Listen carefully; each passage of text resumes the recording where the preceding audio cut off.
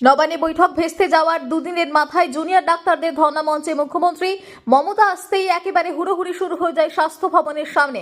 বেশ কিছুক্ষণ মাইক হাতে কিছু বলার চেষ্টা করলেও চেঁচামেচির মধ্যে বেশ খানিকটা বেগ পেতে হয় মমতাকে। যদিও তার মধ্যেই একের পর এক পদক্ষেপের কথা বলেন মমতা।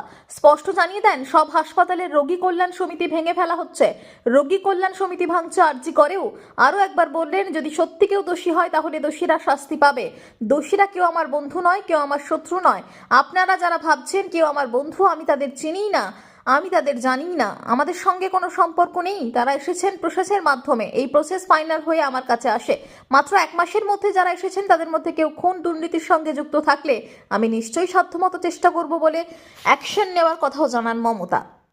আপনাদের দিদি হিসেবে আপনাদের কাছে আমি অনুরোধ করতে এসেছি, মুখ্যমন্ত্রী হিসেবে বলতে আসিনি। আমি আপনাদের দিদি হিসেবে বলতে এসেছি, যাতে আপনারা না ভাবেন হ্যাঁ আমি চিফ মিনিস্টার আছি, আমি একটা পার্টিও বিলংস করি, কিন্তু আপনাদের কাছে এসেছি যদি বলেন as a chief minister, as a elder sister এবং আপনাদের আন্দোলনের সমব্যথী এবং সমসাথী। সমাধান হতে পারে, আমরাই চাইছি, আমরাই তো বলছি সমাধান চাইছি। আপনি বলুন না, এখানে রোজ জল বৃষ্টিতে এত বর্ষায় কাটতে কার ভালো লাগছে? আমরা তো এটার জন্য প্রস্তুত, আমরা তো এগুলো করে আসি, আমরা ডাক্তারিটাই করতে চাই, আমরা তো কাজেই ফিরতে চাই, সেটাই তো আমাদের জায়গা।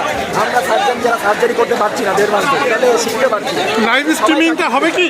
ফলে দেখুন, এটা বলতে আমরা কাজেই ফিরতে চাই। ফলে যে দাবি নিয়ে আমরা লড়াই শুরু করেছিলাম, সেই দাবির যে ধারে কাছে আমরা না পৌঁছাতে পারি, তাহলে তো আজকে এত মানুষ আমাদের সাথে এসছে, তারা তো এই কথাগুলো শোনার জন্যই এসছেন যে এই দাবিগুলো পূরণ হচ্ছে কি হচ্ছে না, সিটি বিনিয়োগ বলে পদত্যাগ হচ্ছে কি হচ্ছে না, ইউনিট দিয়েছে হেলথ সেক্রেটারি, তাদের পদত্যাগ হচ্ছে কি হচ্ছে না, সন্দীপ ঘোষের ডিসিপ্লিনারি অ্যাকশন নেওয়া হচ্ছে না। আরজি কর মেডিকেল কলেজের মুখে যে ঘটনাগুলো ঘটে চলেছে, আপনাদের সংবাদ মাধ্যমের কাছ থেকে এখন আমরা পাচ্ছি যে মরদেহ থেকে অর্ঘ সেখান থেকে পাচার করা হতো।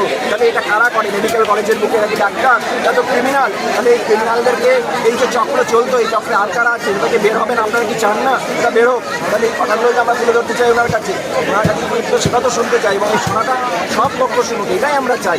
এর মধ্যে আমার মনে হয় না যে খুব জটিল বিষয় আছে, সমাধানটা ওনারাই দেন, কোনো অসুবিধা নেই। আমরা তো বসেই আছি আলোচনা করার জন্য।